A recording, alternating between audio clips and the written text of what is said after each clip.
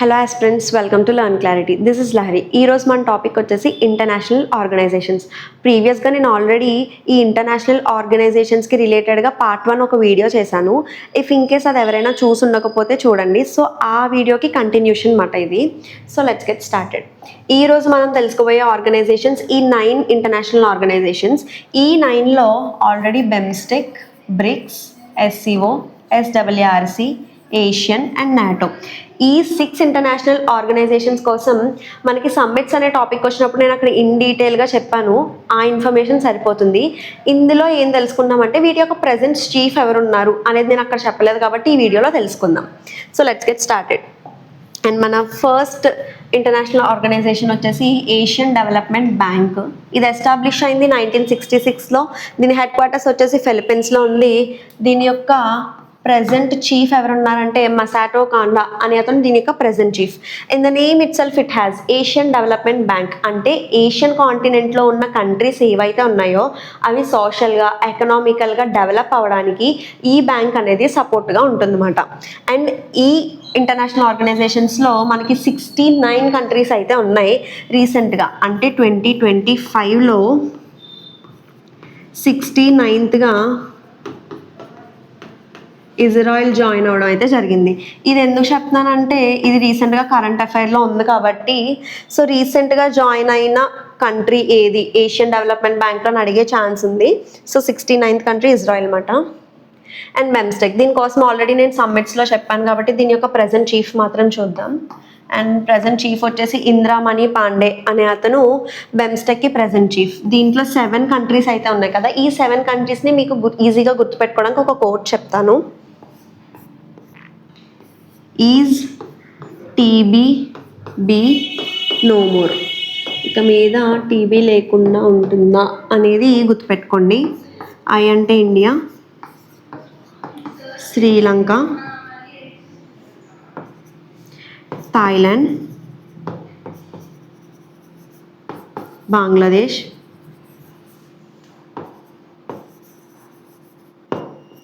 Next Bhutan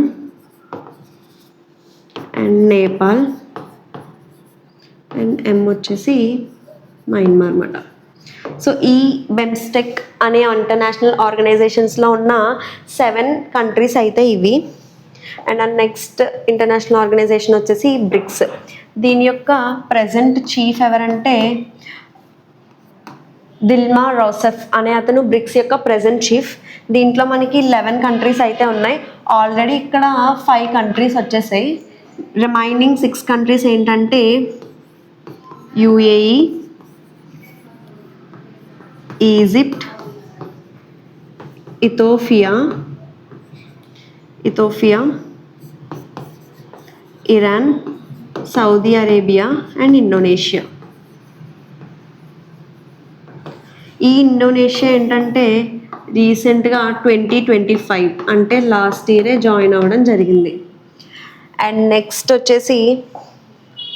organisation వచ్చేసి SCO organisation. ఇది మనం ఆల్రెడీ సమ్మిట్స్లో చూసాం కాబట్టి దీని యొక్క ప్రెజెంట్ చీఫ్ ఎవరనేది చూస్తే సరిపోతుంది.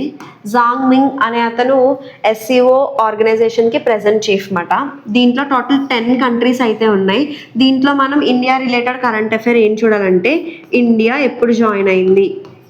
ఇండియా 2017లో ఎస్సీఓలో జాయిన్ అవ్వడం జరిగింది. నాట్ ఓన్లీ ఇండియా, 2017లోనే పాకిస్తాన్ కూడా ఎస్సీఓలో జాయిన్ అవ్వడం అయితే జరిగింది. And next organisation is SWRC. దీని యొక్క ప్రెజెంట్ చీఫ్ వచ్చేసి గోలం సార్వర్ అనే అతను ఎస్డబ్ల్యూఆర్సి యొక్క ప్రెజెంట్ చీఫ్ అన్నమాట. ఇందులో 8 కంట్రీస్ అయితే ఉన్నాయి. ఈ 8 కంట్రీస్ని మీకు గుర్తుపెట్టుకోవడానికి నేను ఒక కోడ్ చెప్పాను. అదేంటంటే ఐబీపీఎస్. చాలామంది మన దాంట్లో ఐబీపీఎస్ ఆస్పిరెంట్స్ కూడా ఉన్నారు కదా. ఐబీపీఎస్ న్యూ మేనేజర్ అరైవ్డ్ అనే కోడ్ని గుర్తుపెట్టుకోండి. ఇండియా, బంగ్లాదేశ్, పాకిస్తాన్,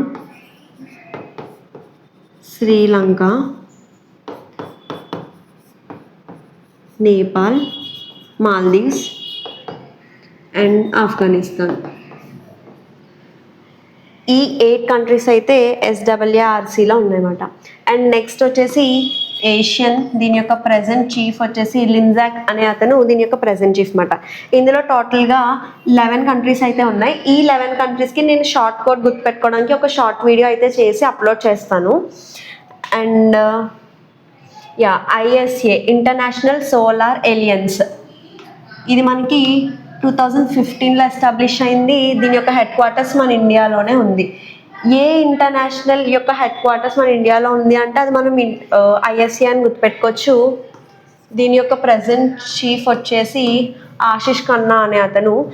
అసలు ఈ ఇంటర్నేషనల్ ఆర్గనైజేషన్ యొక్క మెయిన్ పర్పస్ ఏంటి అంటే సోలార్ ఎనర్జీని ప్రమోట్ చేయడానికి, అంటే ఫాజిల్ ఫ్యూయల్స్ యొక్క యూసేజ్ని తగ్గించి ఏంటంటే ఎన్విరాన్మెంటల్ ఫ్రెండ్లీగా ఉండాలని సోలార్ ఎనర్జీని ప్రమోట్ చేయడానికి ఈ ISA యొక్క మెయిన్ పర్పస్ అన్నమాట. దీంట్లో మనకి టోటల్గా 107 కంట్రీస్ అయితే ఉన్నాయి. అండ్ నెక్స్ట్ వచ్చేసి నాటో, ఇందులో మన ఇండియా ఉండదు, అది నేను సమ్మిట్లో ఆల్రెడీ చెప్పాను. అండ్ దీని యొక్క ప్రెజెంట్ చీఫ్ వచ్చేసి మార్క్ రూటే అనే అతను నాటో యొక్క ప్రెజెంట్ చీఫ్. దీంట్లో మనకి టోటల్గా 32 కంట్రీస్ అయితే ఉన్నాయి. ఈ నాటోలో అసలు ఏషియన్ కాంటినెంట్లో ఉన్న ఏ కంట్రీస్ కూడా మనకు ఉండవు. ఇండియా ఒక్కటే కాదు, ఏషియన్ కాంటినెంట్స్లో ఉన్న కంట్రీస్ ఏవి కూడా మనకి నాటోలో అయితే ఉండవన్నమాట. అండ్ నెక్స్ట్ లాస్ట్ది వచ్చేసి SIPRI, Stockholm international peace and research institute. ఇది మనకి 1966లో ఎస్టాబ్లిష్ అయింది. దీని యొక్క హెడ్ క్వార్టర్స్ వచ్చేసి స్టాక్హోల్మ్లో ఉంది. దీని యొక్క ప్రెజెంట్ చీఫ్ ఎవరంటే కరీం హగాగ్ అనే అతను. సో ఈ సిప్రి యొక్క మెయిన్ పర్పస్ ఏంటంటే మిలిటరీ స్టడీ అన్నమాట. ఈ సిప్రి ఇచ్చిన రిపోర్ట్ ప్రకారం భూటాన్లో లీస్ట్ మిలిటరీ స్ట్రెంత్ అయితే ఉంది. భూటాన్లో మనకి లీస్ట్ మిలిటరీ స్ట్రెంత్ అయితే ఉంది. ఫస్ట్ వచ్చేసి USA, అండ్ సెకండ్ హైయెస్ట్ వచ్చేసి రష్యా, థర్డ్ చైనా, ఫోర్త్ మన ఇండియా, ఫోర్త్ పొజిషన్లో అంటే మిలిటరీ స్ట్రెంత్ హైగా ఉన్నది, ఫోర్త్ పొజిషన్లో ఉన్నది మన ఇండియా. అండ్ ఫిఫ్త్ వచ్చేసి సౌదీ అరేబియా అన్నమాట. అండ్ ఈ సిప్రి రిపోర్ట్ ప్రకారం మిలిటరీ స్ట్రెంత్ ఉన్నవి ఇవి, లీస్ట్గా ఉన్నదైతే Bhutan. So thank you for watching the video. In case ఏమన్నా బల్క్లో ఉన్న కంట్రీస్ ఉన్నాయి కదా, వాటికి రిలేటెడ్గా కోడ్స్ని యూజ్ చేసి ఎలా గుర్తుపెట్టుకోవాలో నేను మీకు షార్ట్ వీడియోలో చెప్తాను. Thank you for watching.